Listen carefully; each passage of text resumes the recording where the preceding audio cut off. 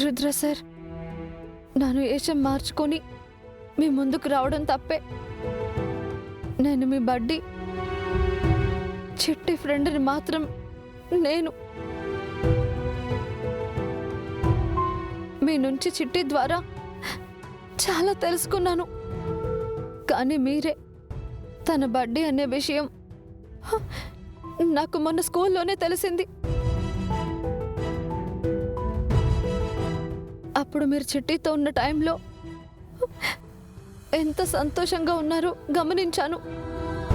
మీరు ఎప్పుడు చూడనంత కొత్తగా, ప్రశాంతంగా నవ్వుతూ ఉండడం చూశాను. ఆ నవ్వు పాపతో ఉన్నప్పుడు మాత్రమే కాకుండా ఎప్పుడు మీ పెదాలపై ఉండేలా చెయ్యాలనుకున్నాను. అందుకే వేరే వేషం మార్చుకుని మీతో సరదాగా ఉంటూ మిమ్మల్ని ఎప్పుడూ సంతోషంగా ఉంచేలా చేయాలని నేను ప్రయత్నించానే తప్ప మరో ఉద్దేశం లేదు సార్.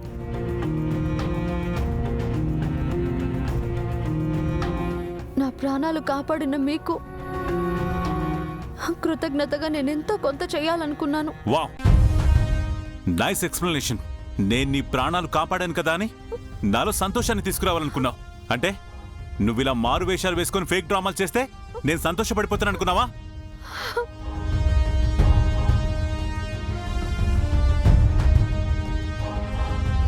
నన్ను నార్మల్గా ప్రశాంతంగా ఉంచాలనుకున్నావా? ఎలా? నువ్విలా చేయడం వల్ల నా కెరీర్ పోయిందన్న బాధను మర్చిపోగలుగుతాననుకున్నావా?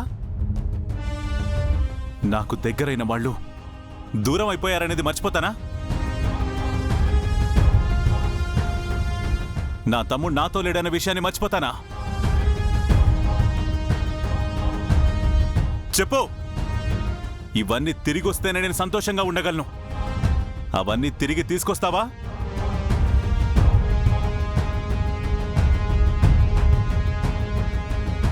మొన్నటి వరకు భానుని నేనే చంపానని నిందని మోశాను. ఆ తర్వాత భానుని చంపింది నేను కాదు, వేరేవాడు ఉన్నాడని తెలిసిన తర్వాత వాడు ఎవడో తెలుసుకునే ప్రయత్నం చేస్తున్నాను. నేను వాడి గురించి ఎంత ఆరాటపడుతున్నానో, ఎంత ప్రయత్నం చేస్తున్నానో నీకు తెలుసు కదా. తెలిసి కూడా ఇలాంటి పరిస్థితుల్లో ఉన్న నాతో ఇలాంటి వెకిలి చేష్టలు చేయాలని నీకెలా అనిపించింది? Sir, just a minute. నువ్వు అనాలోచితంగా చేసిన పని వల్ల నేను కూడా ఈరోజు నిందపడాల్సి వచ్చింది. నిందల్ని భరించడం, అవమానాలను సహించడం ఈరోజు నాకేం కొత్త కాదు. ఎన్నైనా భరిస్తాను.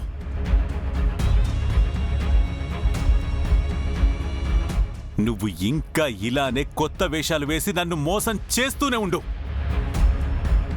నేను ప్రతిసారి మోసపోతూనే ఉంటాను. ఎందుకో తెలుసా? నాన్న పులి కథలో కొడుకు 2 సార్లు అబద్ధం చెప్పాడని నాన్న 3వ సారి నమ్మలేదు. నమ్ముంటే ఆ కొడుకు బతికుండేవాడు. ఒకవేళది మళ్ళీ అబద్ధమే అయినా మహా అయితే మోసపోయి ఉండేవాడు. అంతేగా?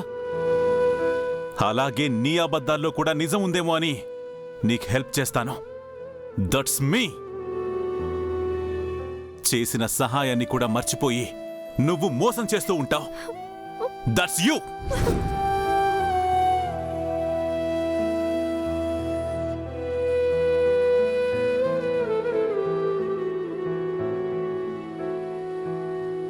నువ్వు ఎంత పెద్ద తప్పు చేశావో నీకు అర్థం కాదు. ఎందుకంటే నువ్వు ఆలోచించావు కాబట్టి.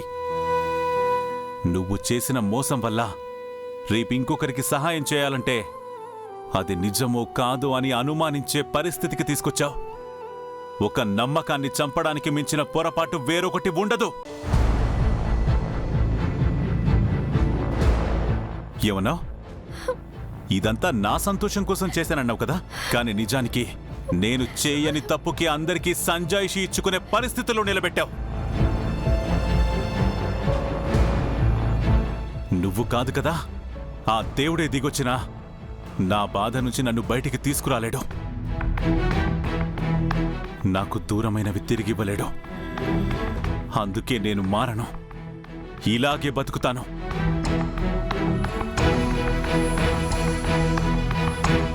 నేనేదో మారిపోయి సంతోషం కోసం పరుగులు పెడతానన్న మీ ఆలోచనని మాత్రం మార్చుకోండి. భానుని చంపిన వాళ్ళకి శిక్ష పడేలా చేయడమే నా ముందున్న లక్ష్యం.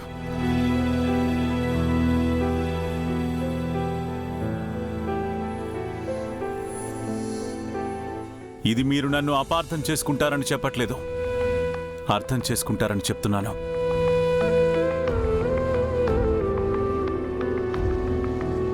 నువ్వు అతిగా బిహేవ్ చేసినా అందరి మంచి కోరుకుంటావని నమ్మాను, కానీ అది తప్పు. You are completely hopeless and useless. You are completely hopeless and useless. Hopeless and useless. Useless. Useless. Useless. Useless.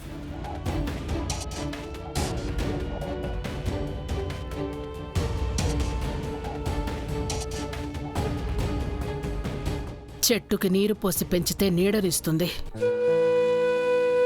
అదే పాముకి పాలు పోసి పెంచితే కాటే వేస్తుంది. ఆ బాధ ఎలా ఉంటుందో ఇప్పుడు అర్థమైందనుకుంటాను.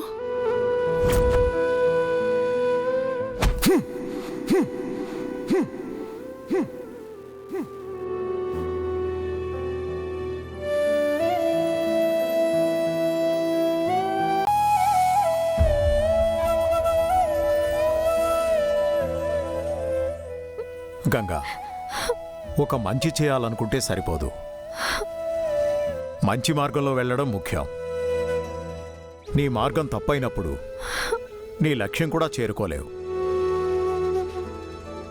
బాధలో ఉన్న వాళ్ళని సంతోషపెట్టడానికి నిన్ను నువ్వు మార్చుకోనక్కర్లేదు, వాళ్ళని మార్చడం ముఖ్యం. నువ్వు నీలాగే ఉండి ప్రయత్నించుంటే ఒక అర్థం ఉండేది. ఇప్పుడు నీ ప్రయత్నం అర్థం లేకుండా పోయింది.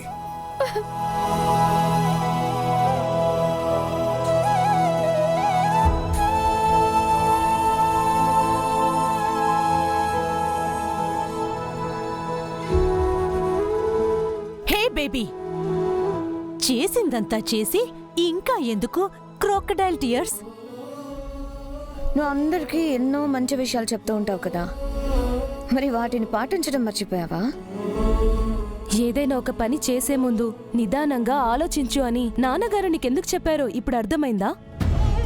అలా ఆలోచించుంటే ఇప్పుడు ఇలా అయ్యుండేది కాదు. నీ మాటలు వింటే మనసు చాలా తేలిగ్గా అవుతుందనుకునేదాన్ని, కానీ ఇప్పుడు అందరి మనసులు బాధ పెట్టావు. నాకు నీలో ఇన్నోసెన్స్ చాలా ఇష్టం గంగా, కానీ ఆ అమాయకత్వం నిజమో కాదో అనే అనుమానం కలుగుతుంది.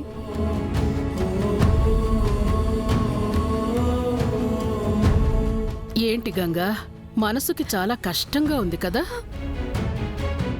నిన్ను అభిమానించిన వాళ్లే అవమానిస్తుంటే భరించలేని బాధ కలుగుతోంది కదా? జరిగిందంతా ఒక అబద్ధం అయిపోతే బావుంటుంది అనిపిస్తోంది కదా? నీ గురించి నిజం తెలిసినప్పుడు నాకు ఇలాగే అనిపించింది.